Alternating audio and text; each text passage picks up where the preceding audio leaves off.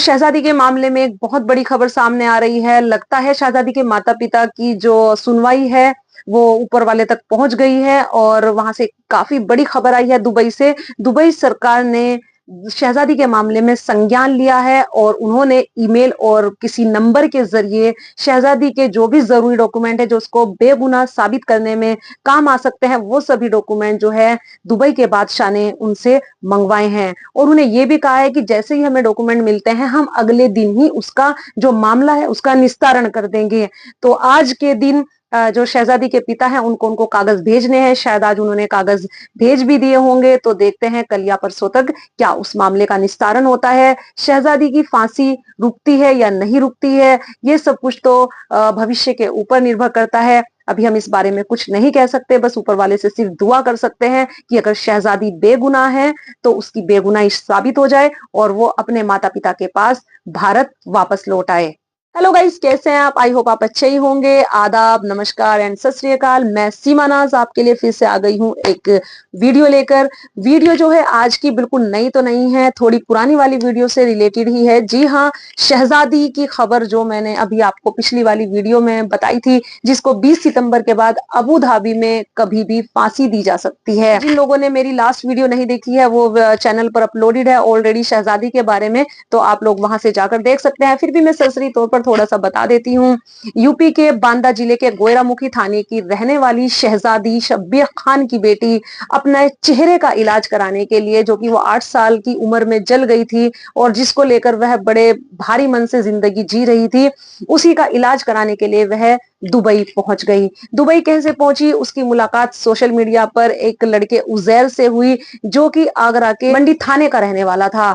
तो उसी ने उसको हसीन सपने दिखाए कि मैं तुम्हें दुबई में तुम्हारी जॉब लगवा देता हूं, तो तुम वहीं चली जाओ, वहां पर बहुत सारा पैसा भी कमाओगी और अपने चेहरे का इलाज भी कर सकती हो। लेकिन शहजादी नहीं जानती थी कि वह उसकी जॉब लगवाने की बजाय उसको उल्टा 1.5 लाख रुपए में बेच रहा है।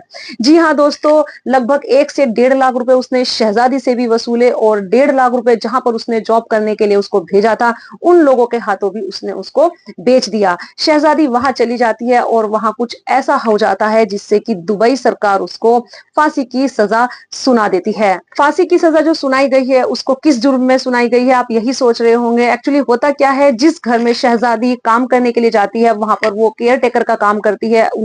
उनकी फैमिली का 4 महीने का बच्चा होता है, जो किसी गलत टीका लगने की वजह से जिसकी मौत हो जाती है। वो बच्चा जिंदा नहीं रहता है, उसका कोई पोस्टमार्टम वगैरह भी नहीं करवाया गया था और उन लोगों ने हॉस्पिटल में जाकर भी हंगामा किया था कि हमारे बच्चे की तबीयत खराब हो गई है क्योंकि आपने उसको गलत टीका लगा दिया है। तो हॉस्पिटल ने यही सलाह दी थी कि अगर आपको लगता है कि हमने इसका गलत टीका लगाया है, हमसे कोई गलती हुई है, तो आप बच्चे का पोस्टमार्टम कराइए। लेकिन उन लोगों ने उस बच्चे का पोस्टमार्टम नहीं करवाया और उसको ऐसे ही दफना दिया गया। कुछ समय के बाद शहजादी को लगा कि अब यहाँ मेरा कोई काम नहीं है और मैं चाहती हूँ कि मैं यहाँ से ज्यादा पैसा नहीं कमा रही हूँ इन लोगों के घर से, तो मैं फुल टाइम नौकरी कर लेती हूँ। और जब वो फुल टाइम नौकरी करने के लिए उन लोगों को बोलती है कि आप प्लीज मेरा पासपोर्ट और जो भी मेरे जरूरी डॉक्यूमेंट है वो आप लोग मुझे दे दीजिए, मैं कहीं और नौकरी करना चाहती हूँ। तो बस इसी चीज पर वो लोग खफा हो जाते हैं। क्यों? क्योंकि जो शहजादी की जो मालकिन थी नाजिया, वो एक प्रोफेसर थी जो वहां पर रहकर पढ़ाती थी। उसकी फैमिली थी, उसकी माँ उसके साथ रहती थी और उसका हस्बैंड उसके साथ रहता था। तो उसको लगता था कि अगर शहजादी चली गई तो मेरे घर का काम कौन करेगा, इसलिए वो चाहती थी कि शहजादी वहां से ना जाए और इसीलिए उसको टॉर्चर करके, उसका जबरदस्ती उसको नंगा करके, उसके कपड़े उतारकर उससे एक वीडियो बनवा ली जाती है जिसमें उसको धमकाया जाता है कि अगर तुम इस चीज को एक्सेप्ट नहीं करोगी, 4 महीने का जो बच्चा मर जाता है उसी का इल्जाम वो उस पर लगाने की कोशिश करते हैं, जिससे कि शहजादी कहीं ना जाए और बार बार उस पर आरोप लगाते रहते हैं कि तुमने ही हमारे बच्चे को मारा है। शहजादी जो है इन सब चीजों से भी सक पका जाती है कि ये मेरे साथ क्या हो रहा है, अब मैं यहाँ नहीं रहूंगी। तो इसीलिए जो नाजिया का परिवार है वो उसके कपड़े वगैरह उतार करके उसको टॉर्चर करते हैं कि या तो तुम यहाँ ये वाला गुनाह अपने सर ले लो कि तुमने ही हमारे बच्चे की जान ली है, नहीं तो जो तुम्हारी वीडियो है वो हम वायरल कर देंगे और तुम कहीं पर मुंह दिखाने के लायक नहीं बचोगी, तुम्हारे घर पर भी सेंड कर देंगे, तुम अपने माँ बाप को भी मुंह नहीं दिखा पाओगी और कहीं पर कोई अच्छी जॉब भी नहीं कर पाओगी।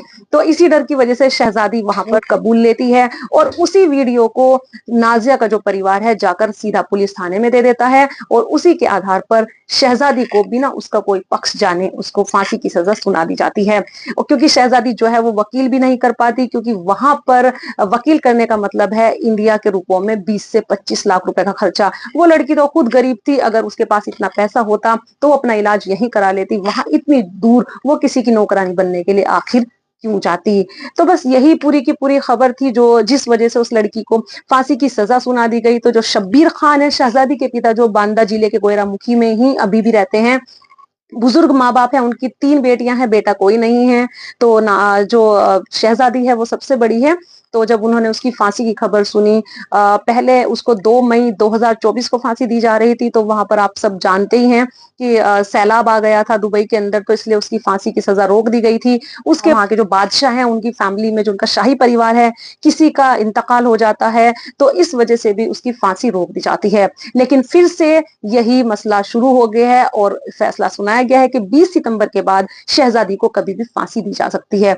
तो इसीलिए जब शहजादी के माता पिता इन सब चीजों को सुनते हैं, उसके बाद वो लोग परेशान हो जाते हैं और वो जगह जगह पर जाकर गुहार लगा रहे हैं। राष्ट्रपति के पास उन्होंने गुहार लगाई है, प्रधानमंत्री जी के पास भी गए हैं और माननीय मुख्यमंत्री आदित्यनाथ जी के पास भी उन्होंने गुहार लगाई है।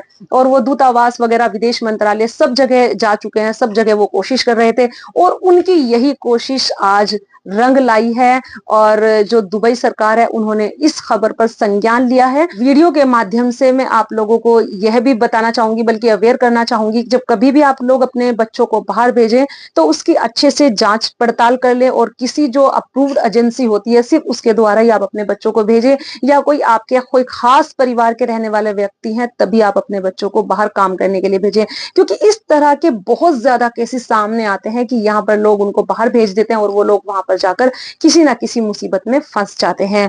तो बस यही कहना चाहूंगी, आप अपना और अपनों का ख्याल रखें, सुरक्षित रहें और सतर्क भी रहें।